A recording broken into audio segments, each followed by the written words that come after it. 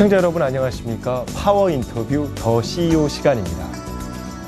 국내 에너지원 가운데 가장 값싸고 친환경적인 원자력, 그리고 또 높은 효율을 자랑하지만 물론 안전이 담보되어야 합니다.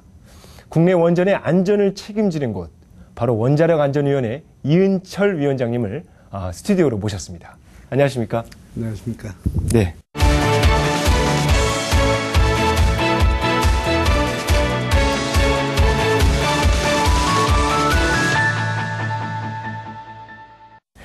최근에 국제원자력 규제자 협의회, 우리 보통 인나회의라고 하는데요. 네. 예, 어떤 곳이 잘 생소할 수 있으니까요. 여기 다녀온 걸로 알고 있습니다. 예, 네. 프랑스 파리까지 다녀오셨는데 어떤 곳인지 좀 간단히 소개를 좀 해주시죠.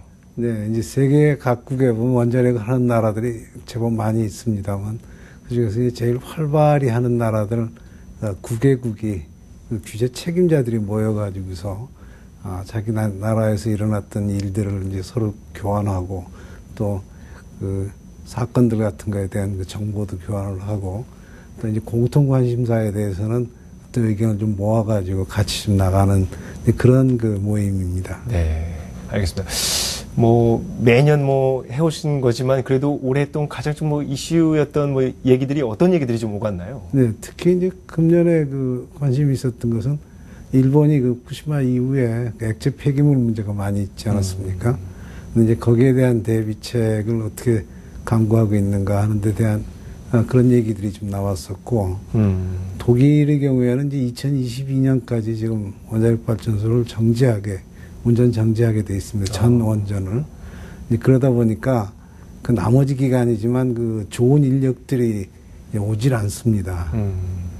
그러니까 이제 그럴 때 안전에 문제가 생기지 않겠느냐. 그렇죠. 그래서 그런 이제 인력 문제를 어떻게 해결할 것인가 하는 논의도 했었고, 또 그 한꺼번에 이렇게 이제 그 전부 세우게 되면 해체 비용 같은 게 네. 그 예상보다 이제 많이 들 수 있어서 그런 데 대한 조달 방안이 뭐가 있나 이제 그런 얘기들을 하고 왔습니다. 네.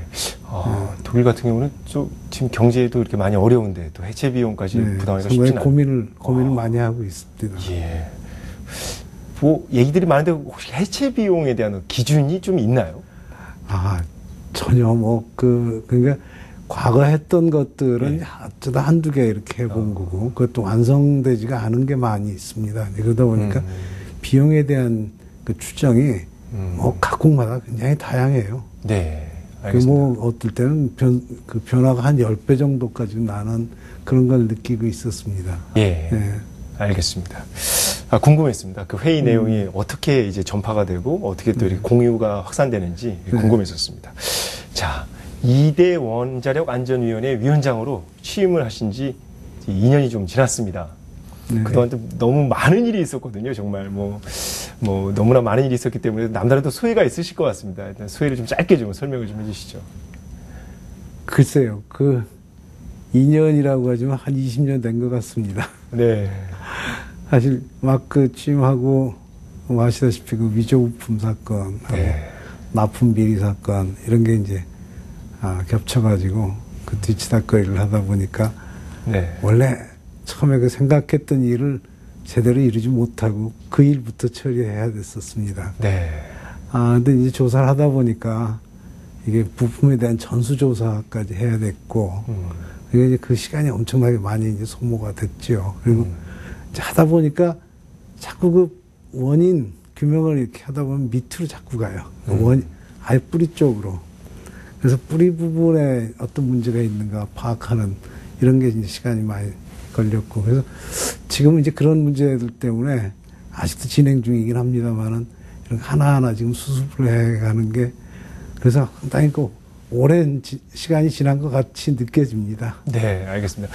자, 2011년 우리 세계적으로 논란 사건이죠. 후쿠시마 이제 원전 사고가 나서요.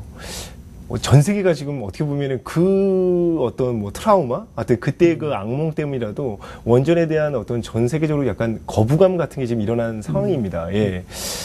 자, 과연 그러면 대한민국 원전, 세계 어떤 원전 강국들과 비교해서 정말 안전한 건지 좀 위원장님께서 좀 설명을 좀 해주시죠. 안전이라는 게 상당히 상대적인 문제가 돼가지고요. 뭐 저희는 절대 안전이란 말은 절대 쓰지를 않습니다. 네.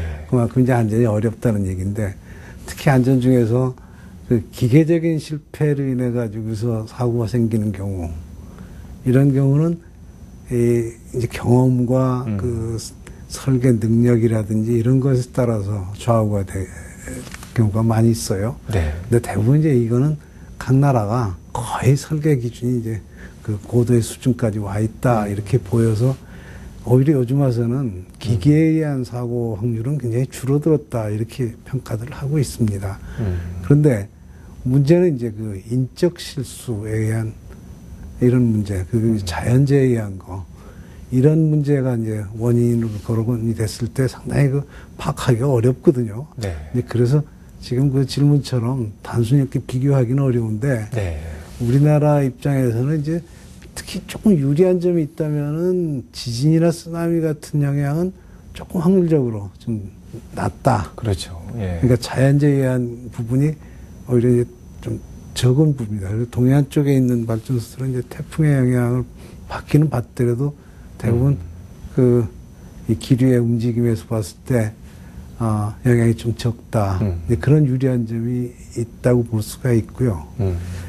불리한 점이라면 아무래도 이제 그 밀집돼 있기 때문에 네. 또 우리 그 땅이 좁다 보니까 이제 인구 밀도가 좀 조밀하지 않습니까? 이제 그런 문제 때문에 어떤 사고가 났을 때 그 피해 규모는 더 커질 수도 있지 않느냐 하는 우려 이런 부분들이 있습니다. 그래서 장단점이 있기 때문에 뭐 네. 다른 나라에 비해서 우리가 특별히 좋다 나쁘다 이런 얘기를 단순 비교하기는 좀 어려울 그렇죠. 것 같습니다. 예. 결국 원전도 사람이 하는 일이군요. 네. 그러니까 사람 어떤 인적 실수를 줄이는 게 제일 중요할 것 같고. 그렇습니다. 자, 근데 뭐 이렇게 또 우리 원안이 또 위원장을 맡고 계시는데 하여튼 또 안 좋은 일이잖아요. 그 부품 성소 위조 사건이라든지 또 작년에 이제 사이버 어떻게 뭐 테러 비슷하게 이렇게 나갔고요. 또 국민들이 좀 더 불안해진 게 또 사실입니다. 네. 그래서 그거와 관련돼서는 또 어떤 또 대책이 필요해 보이거든요.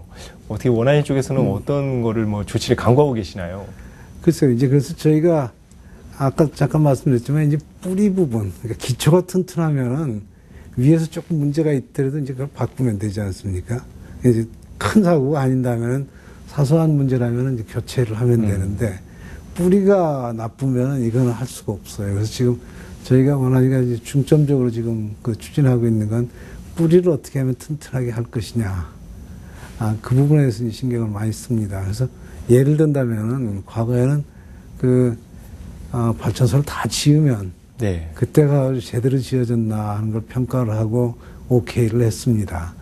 근데 이게 하다 보니까 좀 이 부품이라든지 이런 데 문제가 있을 때 발견하기가 굉장히 힘들었어요. 그래서 법을 좀 바꿀 수밖에 없었습니다. 이 국가가 좀 뿌리부터 좀 개입을 해야 되겠다. 그래서 아예 부품 만드는 것부터 좀 잘못하면은 거기에 개입을 할 수 있게 이렇게 좀 강화를 해가는 정책을 지금 세우고 있고, 그러니까 해킹 문제에서 이 시스템 파괴 쪽이라 그러면은 분리를 완전히 해놨었다 과거부터 이렇게 보시면 되는데, 이 일반인들은 그걸 이해를 못 하시니까 이거 원자력 발전소 안전 사고가 나는 거 아니냐 이렇게 이제 우려들을 많이 하신 것 같습니다. 네. 그 작년에 그 연말에 났던 그 문제도 어떤 측면에서 본다면 해킹은 해킹인데 약간 좀 그 자료 유출 쪽에 그쪽에 관련된 거고 이 시스템 쪽에는 관계가 없지 않았나 하고 저희가 생각을 하고 있습니다. 물론 뭐 앞으로도 좀 더 그 조사를 계속 해야 되겠습니다만. 네, 알겠습니다.